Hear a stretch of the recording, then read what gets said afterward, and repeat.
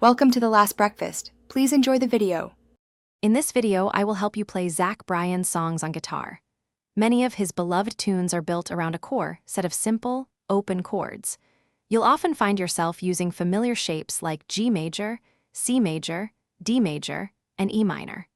Mastering these four fundamental chords will give you a fantastic starting point for tackling a large portion of his discography. The key is to practice smooth and effortless transitions between them, making your playing sound natural and fluid. Let's dive in and get those fingers moving. Once you have those chords down, let's talk about strumming. A very versatile and common pattern for many of his songs is a simple down, down, up motion. The trick is to really feel the rhythm and emphasize those downbeats to get that signature folk country vibe. Don't be afraid to experiment with your dynamics, playing some parts softer and others louder. This variation adds so much emotion and depth to your performance, truly bringing the song to life. Practice slowly at first, then gradually increase your speed. A fantastic tool for playing Zach Bryan songs, and many others, is a capo. This small device lets you easily change the key of a song without having to learn entirely new chord shapes.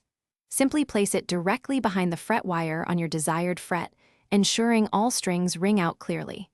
You'll often find yourself using the capo on the second, third, or fourth fret for many of his tracks. It opens up a world of possibilities, allowing you to match your vocal range or play along with recordings effortlessly. It's a real game changer. To truly master these songs, consistent practice is key.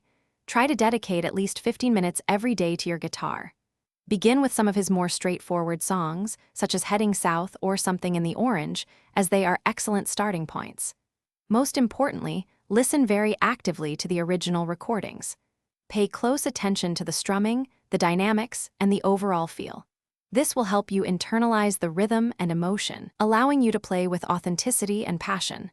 Keep at it, and you'll be playing your favorites in no time.